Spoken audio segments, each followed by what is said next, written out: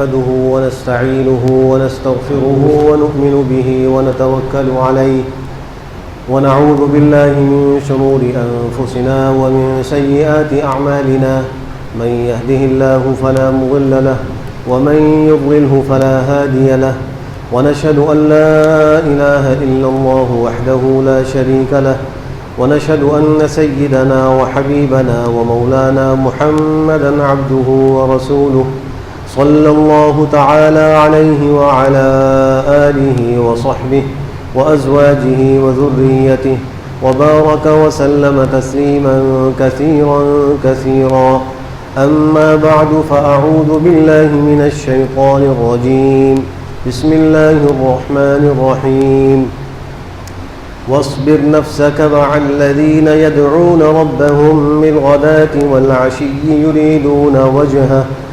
يريدون وجهه ولا تعد عيناك عنهم تريد زينة الحياة الدنيا ولا تطع من أغفلنا قلبه عن ذكرنا واتبع هواه وكان أمره فرطا وقل الحق من ربكم فمن شاء فليؤمن ومن شاء فليكفر إنا أعتدنا للظالمين نارا أحاط بهم سرادقها وإن يستغيثوا يغاثوا بماء كالمهل يشفي الوجوه بئس الشراب وساءت مرتفقا وقال رسول الله صلى الله عليه وسلم لا تسبوا أصحابي فوالذي نفسي بيده لو أن أحدكم أنفق مثل أحد ذهبا ما بلغ مد أحدهم ولا نصيفا أو كما قال عليه الصلاة والسلام صدق الله مولانا العظيم وصدق رسوله النبي الكريم ونحن على ذلك من الشاهدين والشاكرين والحمد لله رب العالمين. محترم سامعین اور برادران عزیز، اہل السنت والجماعت کے اصول دین میں سے ایک بات یہ بھی ہے کہ تمام صحابہ کرام رضی اللہ تعالی عنہم اجمعین کے ساتھ سچی عقیدت اور پکی محبت رکھی جائے اور ان کی اطاعت کی جائے. یہ دین کے اصول میں سے ہے. بنی نوع انسان میں جتنے بھی افراد ہیں، انبیاء علیہم الصلاۃ والتسلیمات کے بعد سب سے برگزیدہ اور مقدس ہستیاں اور شخصیات وہ صحابہ کرام رضوان اللہ تعالی علیہم اجمعین کی ہستیاں ہیں. اس بات کا تقاضا یہ ہے کہ ہر انسان، بالخصوص جو کلمہ گو مسلمان ہیں، وہ صحابہ کرام کو اپنے لیے مشعل راہ بنائے اور ان سے سچی اور پکی محبت کرے اور ان کی شان میں ادنیٰ گستاخی سے بھی اپنے آپ کو بچائے. صحابہ کرام سے اس تعلق اور محبت کا ایک عملی تقاضا یہ ہے کہ صحابہ کرام رضی اللہ تعالی عنہم اجمعین کے فضائل اور کمالات سے آگاہی حاصل کی جائے. خود بھی اور اپنی اولاد کو بھی اور گھر والوں کو بھی صحابہ کرام کے فضائل بیان کیے جائیں، ان کا مقام بیان کیا جائے. اور یہ حقیقت ہے کہ اگر ہم صحابہ کرام کو درمیان سے ہٹا دیں تو ہمارے پاس کوئی چیز نہیں رہ جاتی.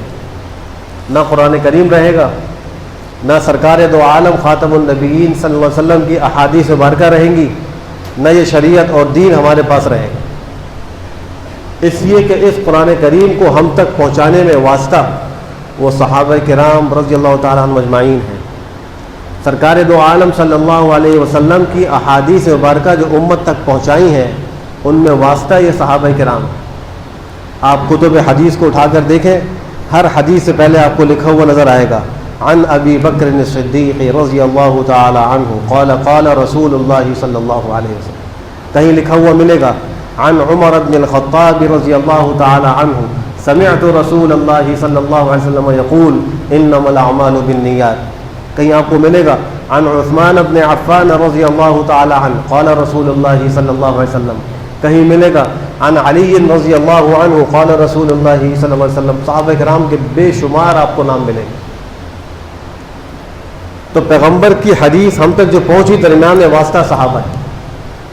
اگر یہ ہٹ جائے تو ہمارے پاس پیغمبر کی احادیث بھی نہیں رہیں گے. اس کو ایک دنیاوی مثال سے یوں سمجھا جائے کہ پاور ہاؤس میں بجلی ہوتی ہے اور وہ پولز کے ذریعے سے شہروں میں پہنچائی جاتی ہے, علاقوں میں پہنچائی جاتی ہے. اگر درمیان سے کوئی ایک پول بھی ہٹ جائے, سب نہ ہٹے, کوئی ایک پول بھی گر جائے, ہٹ جائے, تو بجلی منقطع ہو جاتی ہے, شہر تک بجلی نہیں آتی.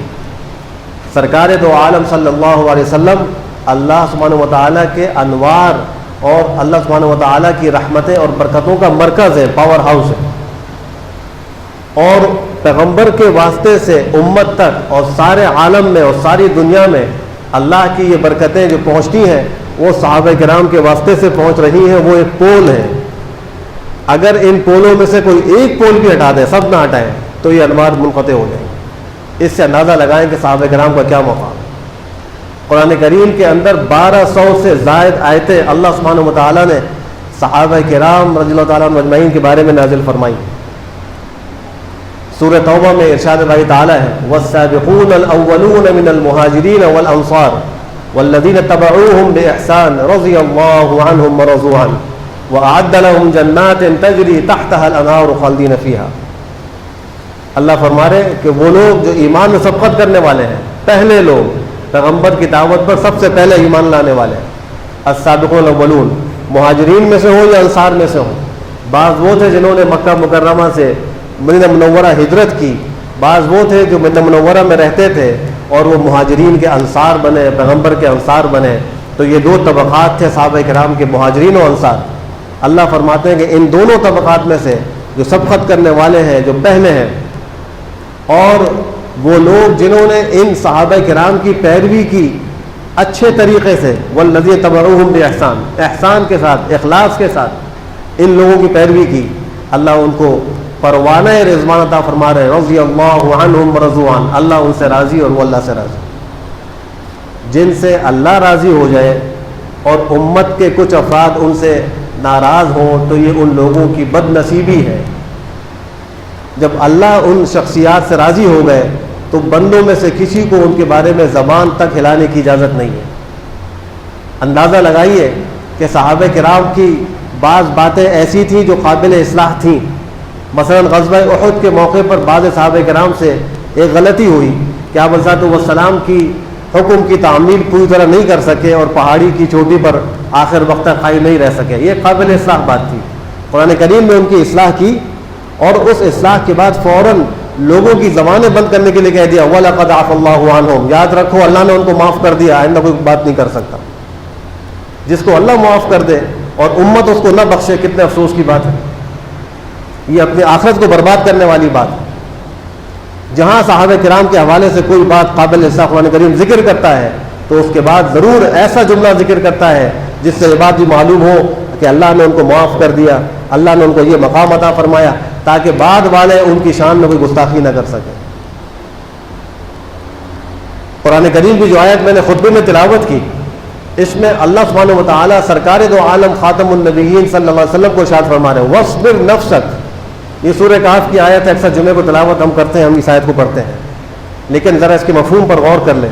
وَاصْبِرْ نَفْسَكَ, اے نبی اپنے آپ کو روک کے رکھیے, اپنے آپ کو روکیے. کن لوگوں کے ساتھ؟ مع الذین, ان لوگوں کے ساتھ یدعون ربہم بالغداۃ والعشی, جو صبح و شام اپنے پروردگار کو پکارتے رہتے ہیں. اللہ صحابہ کرام کی صفت ذکر فرما رہے ہیں کہ یہ پیغمبر آپ کے صحابہ وہ ہیں جو اپنے پروردگار کو صبح اور شام پکارتے رہتے ہیں. ان کا مقصد کیا ہے؟ دنیا مقصد نہیں, عہدہ مقصد نہیں, عورت مقصد نہیں, مال مقصد نہیں. یریدون وجہ, صرف اللہ کی رضا چاہتے ہیں. یدعون ربہم بالغداۃ والعشی یریدون وجہ, اللہ کی رضامندی چاہتے ہیں اور کوئی مقصد نہیں ہے, اللہ کو راضی کرنا چاہتے ہیں.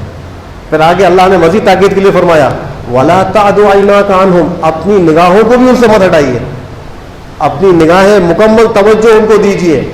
اور جو لوگ آپ کی نافرمانی کر رہے ہیں, جو آپ پر ایمان لے کر نہیں آ رہے ہیں, ان کی کوئی پرواہ نہ کریں. بعض سرداران مکہ نے سرکار دو عالم صلی اللہ علیہ وسلم سے یہ بات کہی کہ ہم آپ کے پاس آنا چاہتے ہیں اور ہم آپ کی بات سن کر ایمان لانا چاہتے ہیں. لیکن بات یہ ہے کہ آپ کے پاس یہ غریب قسم کے کچھ لوگ بیٹھے ہوتے ہیں, یہ فقراء لوگ بیٹھے ہوتے ہیں, اور ہمیں اپنی شان گھٹتی بھی محسوس ہوتی ہے کہ ہم ان کے سامنے آ کر بیٹھے, ہم تو سردار ہیں, ہم تو مالدار لوگ ہیں. یہ آپ کے پاس پھٹے پرانے کپڑے میں غریب اور فقراء آپ کے ساتھی بیٹھے ہوتے ہیں, ان کو ہٹا دیں, پھر ہم آپ سے بات کریں گے. اللہ سبحانہ وتعالیٰ نے صاف صریح انداز میں ایک مقام پہ فرمایا وَلَا تَطْرُدِ الَّذِينَ يَدْعُونَ رَبَّهُمْ بِالْغَدَاةِ وَالْعَشِيِّ مَا عَلَيْكَ مِنْ حِسَابِهِمْ مِنْ شَيْءٍ وَمَا مِنْ حِسَابِكَ عَلَيْهِمْ مِنْ شَيْءٍ فَتَطْرُدَهُمْ فَتَكُونَ مِنَ الظَّالِمِينَ. اے نبی ان کو مت دھتکاریے, ان فقراء اور کمزور مسلمانوں کو اپنی مجلس سے مت نکالیے. یہ اللہ کو پکارتے ہیں صبح و شام, خالص اللہ کی رضا کے لیے پکارتے ہیں. آپ کے ذمے ان کا حساب نہیں, ان کے ذمے آپ کا حساب نہیں, ہر ایک نے اپنا اپنا حساب دینا ہے. اگر آپ نے ان کو نکالا فتکون من الظالمین, تو آپ زیادتی کرنے والوں میں سے ہو جائیں گے. اللہ صحابہ کرام کی سفارش پیغمبر کو فرما رہے ہیں فتطردہم, کہ آپ نے ان کو اگر نکال دیا اپنی مجلس سے, فتکون من الظالمین, آپ زیادتی کرنے والوں میں سے ہو جائیں گے. ذرا صحابہ کی شان کا اندازہ تو لگائیے کہ جن کے بارے میں اللہ سبحانہ وتعالیٰ اپنے پیغمبر کو یہ تاکید فرما رہے ہیں کہ ان کو اپنی مجلس سے مت نکالنا. ایک موقع پر حضرت عبداللہ ابن ام مکتوم نابینا صحابی رضی اللہ تعالیٰ عنہ, اور یہ مؤذن بھی تھے, اذان بھی دیا کرتے تھے, آپ کی خدمت میں آئے ایک مسئلہ پوچھنے کے لیے. اس وقت آپ کی مجلس میں کچھ رؤساء اور کچھ سرداران مشرکین مکہ اور قریش کے بیٹھے ہوئے تھے.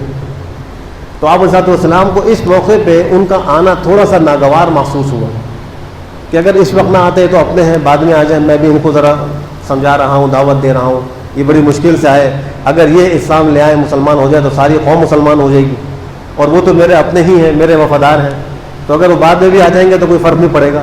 تو تھوڑی سی آپ کو ناگواری ہوئی. اللہ نے سورہ عبسہ کی شروع کی آیت نازل فرما دی, عبسہ وتولی ان جاءہ الاعمی, پیغمبر آپ کے چہرے کے پیشانی مبارک پر شکنیں آئی ہیں اس وجہ سے کہ ایک نابینا آپ کے پاس آیا ہے. وما یدریک لعلہ یزکیٰ, آپ کو کیا خبر کہ شاید وہ اپنا تزکیہ کر لیتا, پاک و صاف ہو جاتا, یا وہ نصیحت حاصل کر لیتا, نصیحت اس کو فائدہ دیتی. کئی آیتیں اللہ نے اتار دی, عبس وتولی ان جاءہ الاعمی وما یدریک لعلہ یزکیٰ او یذکر فتنفعہ الذکری اما من استغنی فانت له تصدی وما علیک الا یزکیٰ واما من جاءک یسعی وهو یخشی فانت عنہ تلہی. یہاں تک اللہ نے پوری آیتیں اتار دی. ایک صحابی کے بارے میں کہ چہرے انور پر ہلکی سی شکن آئی تھی, اور وہ بھی دین کی خاطر آئی تھی, ان کی تاخیر کے لیے نہیں آئی تھی. پیغمبر کے دل میں صحابہ کی تاخیر ہرگز نہیں تھی, ان کی عزت کم نہیں تھی, لیکن صرف دین کی خاطر کہ شاید یہ رؤساء مسلمان ہو جائیں, یہ سرداران مسلمان ہو جائیں تو ساری قوم میں اسلام پھیل جائے گا. اس امید پر آپ نے چاہا کہ یہ بعد میں آ جائیں, پہلے میں ان کو فائدہ پہنچا دوں. اللہ کو یہ بھی گوارا نہیں ہوا. اور سورہ کاف ہی کی آیت میں آگے چل کے اللہ کیا فرما رہے ہیں, وَلَا تُطِعْ مَنْ أَغْفَلْنَا قَلْبَهُ, اے نبی جن کے دلوں کو ہم نے غفلت میں ڈال دیا ان کی آپ پیروی نہ کریں, ان کی اطاعت نہ کریں, ان کی بات نہ مانیں. یہ آپ کو کہتے ہیں کہ اپنے صحابہ کو اپنے سے دور کریں. وَلَا تُطِعْ مَنْ أَغْفَلْنَا قَلْبَهُ عَنْ ذِكْرِنَا وَاتَّبَعَ هَوَاهُ, اور ان لوگوں نے اپنی خواہشات کی پیروی کی ہے. وَكَانَ أَمْرُهُ فُرُطًا, ان کا کام تو بڑا حد سے بڑا ہوا ہے, ان کا معاملہ تو حد سے تجاوز کرنے والا ہے. اور پھر فرمایا وَقُلِ الْحَقُّ, آپ یہ کہیں کہ الحق من ربک, حق اللہ کی طرف سے. فمن شاء فلیؤمن ومن شاء فلیکفر, جو چاہے ایمان لائے, جو چاہے کفر اختیار کرے. اللہ فرما رہے مجھے کوئی پرواہ نہیں, لیکن صحابہ کا آپ کے بدلے سے دور ہو یہ مجھے برداشت نہیں ہے. اگر صحابہ کے ہوتے ہوئے یہ کافر مسلمان نہیں ہوتے, اللہ فرما رہے مجھے کوئی پرواہ نہیں ہے. فمن شاء فلیؤمن ومن شاء فلیکفر, جو چاہے ایمان لائے, جو چاہے کفر اختیار کرے. آخر میں اللہ نے وعید بھی فرما دی, انا اعتدنا للظالمین نارا احاط بهم سرادقها, ہم نے ایسے ظالموں کے لیے ایسی آگ تیار کر رکھی ہے جو اس جہنم کی اونچی اونچی دیواروں کو بھی گھیر لے گی. اس کی لپٹیں اور شعلے اتنے اونچے ہوں گے کہ وہ دیواروں سے بھی اوپر نکل رہے ہوں گے. تنبیہ بھی فرما دی. اس سے صحابہ کرام کی عظمت معلوم ہوتی ہے, ان کی فضیلت معلوم ہوتی ہے. سورہ حجرات میں اللہ سبحانہ و تعالیٰ صحابہ کرام کا تذکیہ خود فرما رہے ہیں. لو یطیعکم فی کثیر من الامر لعنتم ولکن اللہ حبب الیکم الایمان وزینہ فی قلوبکم وکرہ الیکم الکفر والفسوق والعصیان اولئک هم الراشدون فضلا من اللہ ونعما. صحابہ کرام کے بارے اللہ فرماتے ہیں کہ اللہ نے ان کے دلوں میں کفر کی نفرت ڈال دی ہے, ایمان کو مزین کر دیا. فسوق اور عصیان کی نفرت اللہ نے صحابہ کے دلوں میں ڈال دی کہ یہ نافرمانی سے، فسق و فجور سے اور کفر سے دور ہے. ایمان کی محبت ڈال دی، ایمان کو اللہ نے ان کے لیے مزین کر دیا. یہی راشد ہے، یہ اولین مخاطب ہے قرآن کریم کے. اللہ فرماتے ہیں اولئک هم راشدون، سیدھے راستے میں یہی لوگ ہیں. حدیث شریف میں آپ نے فرمایا میرے صحابہ کو برا بلا نہ کہنا.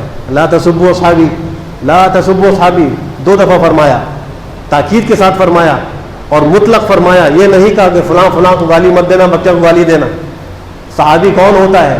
صحابی وہ ہے کہ جس پر سرکار دو عالم صلی اللہ علیہ وسلم کی نگاہ مبارک، آپ کی توجہ زندگی میں ایک دفعہ پڑی ہو حالت ایمان میں، اور پھر اس کا انتقال بھی حالت ایمان میں ہوا ہو، تو وہ صحابی ہے. چاہے آپ کی نگاہ پڑی، چاہے اس صحابی کی آپ پر نگاہ پڑی، دونوں صورتوں میں صحابیت کا مقام اس کو حاصل ہو جائے گا.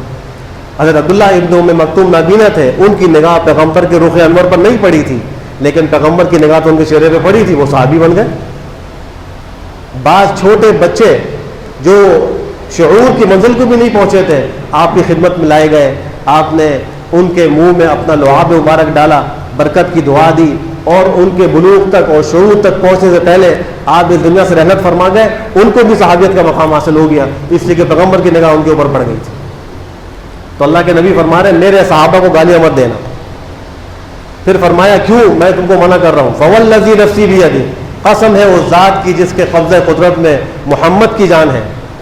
لو ان احدکم انفق مثل احد ذهبا، اگر تم میں سے کوئی ایک شخص احد پہاڑ کے برابر سونا اللہ کے راستے میں خرچ کرے، ما ادرک مد احد ولا نصیفا، اور ایک روایت میں ہے ما بلغ مد احد ولا نصیفا، صحابہ کرام کے ایک مد جو اللہ کے راستے میں خرچ کرنے کے برابر بھی وہ نہیں ہوگا، نہ اس کے آدھے کے برابر ہوگا.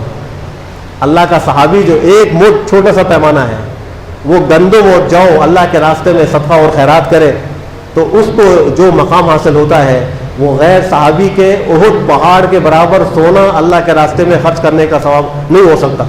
وہ کم ہے اور صحابی کا بھی ثواب زیادہ ہے. پھر فرمایا کہ جب تمہارے سامنے میرے صحابہ کا ایسا ویسا ذکر کیا جائے، اذا ذکر اصحابی فامسکوا، زبانوں کو اپنی روک لینا. صحابہ کے تذکرہ تمہارے سامنے ایسا بھی کیا جائے، ان کی کسی غلطی کا تذکرہ کیا جائے، اپنی زبان کو روک لینا، یا آپ نے خود ارشاد فرمایا. آج حضرت امیر معاویہ رضی اللہ تعالیٰ عنہ، حضرت ابو سفیان رضی اللہ تعالیٰ عنہ کو علی الاعلان لعنت ملامت کی جاتی ہے. یہ اللہ کے نبی کے وہ صحابی ہیں کہ جن کے بارے میں آپ نے فرمایا تھا، حضرت امیر معاویہ کو دعا دی تھی، اللہم اہدہ، اے اللہ اس کو ہدایت دے، اللہم اہدہ بھی، اے اللہ اس کے ذریعے سے اوروں کو ہدایت دے، اللہم اجعلہ ہادیا، اے اللہ اس کو ہدایت پہ چلنے والا بنا دے، وجعلہ مہدیا، اس کو ایسا بنا دے کہ لوگ اس سے ہدایت حاصل کریں. وہ صحابی جن کو آپ صلی اللہ علیہ وسلم نے وحی کی کتابت کے لیے مقرر فرمایا، کاتبین وحی حضرت امیر معاویہ کا شمار ہوتا ہے، ان کو آج روڈ پر اعلان گالیاں دی جاتی ہیں، لعن طعن کیا جاتا ہے. مسلمان کی ایمانی غیرت کا یہ تقاضا ہے کہ اس کی شدید مذمت کرے، ایسے لوگوں سے برات کا اعلان کرے، اور ایسے لوگوں کو قرار واقعی سزا دینے کے لیے جو کوشش ہو سکتی ہے وہ کرے، اور ارباب اختیار کو متوجہ کرے کہ ان لوگوں کو لگام ڈالی جائے، ان لوگوں کو پابند کیا جائے، قانون کے دائرے میں لایا جائے کہ ہماری مقدس ہستیوں کی شان میں گستاخی نہ کرے. حضرت ابو سفیان کون ہے؟ یہ وہ صحابی ہے جب یہ مسلمان ہوئے، فتح مکہ کے موقع پہ مسلمان ہوئے. اس اسلام لانے کے بعد انہوں نے غزوہ حنین میں اور اس کے بعد غزوہ تبوک میں پیغمبر کے ساتھ شرکت فرمائی. آپ نے فتح مکہ کے موقع پہ اعلان کیا تھا جو ابو سفیان کے گھر میں داخل ہو جائے اس کو بھی امن ہے. یہ آپ علیہ السلام کے ان سے راضی ہونے اور ان سے مطمئن ہونے کی دلیل ہے کہ آپ اعلان فرما رہے ہیں جو ابو سفیان کے گھر میں داخل ہو اس کو بھی امن ہے. یہ وہ صحابی ہیں جن کو سرکار دو عالم صلی اللہ علیہ وسلم کے سسر ہونے کا مقام و شرف حاصل ہے. ان کی صاحبزادی حضرت ام حبیبہ بنت ابی سفیان وہ ساری امت کی ماں ہے، ام المومنین ہے رضی اللہ تعالی عنہ. حضرت امیر معاویہ کو وہ مقام حاصل ہے کہ آپ علیہ السلام کے برادر نسبتی ہیں. صحابہ کرام ان کے بارے میں فرماتے تھے کہ پیغمبر نے ان کو کہا تھا کہ ایک وقت آئے گا کہ یہ مسلمانوں کا امیر اور حکمران ہوگا. ان کا حاکم بننا پیغمبر کی پیشن گوئیوں میں اس کو شامل کیا گیا ہے. تو اللہ سبحانہ و تعالی ہم سب کو صحابہ کرام کے فضائل سے آگاہ ہونے اور ان کی فضیلت کو بیان کرنے کی توفیق نصیب فرمائے. اللہ ساری امت کو ان کی شان میں گستاخی کرنے سے محفوظ فرمائے. وآخر دعوانا الحمد للہ رب العالمین.